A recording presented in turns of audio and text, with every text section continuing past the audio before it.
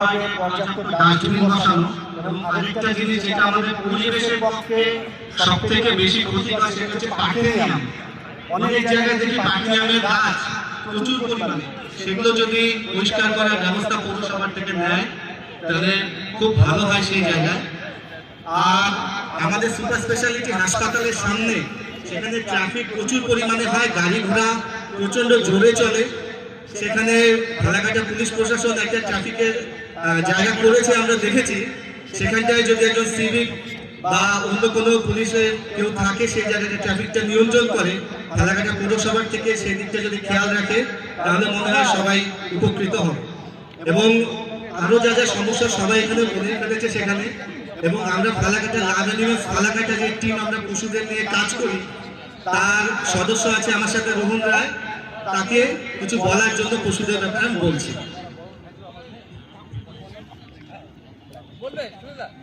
নমস্কার। সর্বপ্রথম পথ পশুদের জন্য ফালাকাটায় যেটি দরকার সেটি হচ্ছে একটি আশ্রয়স্থল। কারণ কোনো পথ পশু যখন আমাদের ফালাকাটায় অসুস্থ হচ্ছে তখন তাকে রাখবার জন্য কোনো অপশন আমাদের হাতে থাকে না। তো সেটি একটা আশ্রয় দেওয়ার জন্য পৌরপিতাকে আমাদের অনেক দিনেরই একটা অনুরোধ ছিল, তো সেটা একটু দেখার কথা ভাবতে বলছি। এবং ফালাকাটায় আমাদের বিডি অফিসে যে প্রাণী চিকিৎসা কেন্দ্র যেটি রয়েছে সেটিকে আরো উন্নত করা হোক। পাশাপাশি কুকুরদের নির্বীজকরণ এবং তার পাশাপাশি ভ্যাকসিনেশন একটা প্রোগ্রাম করার জন্য আমরা পৌরসভাকে আহ্বান জানাচ্ছি এবং মানুষের একটি সচেতনতা শিবির করে তোলার জন্য বলছি।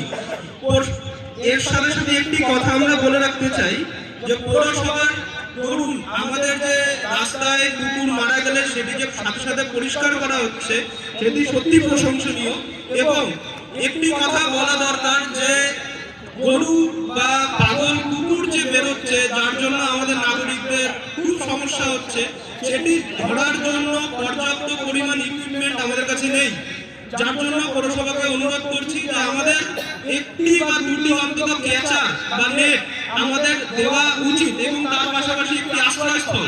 কারণ কুকুর রাখবার জন্য আমাদের ফালাকাটায় কোনো পর্যাপ্ত পরিমাণ বা কোনো একটা ভালো শেল্টার নেই।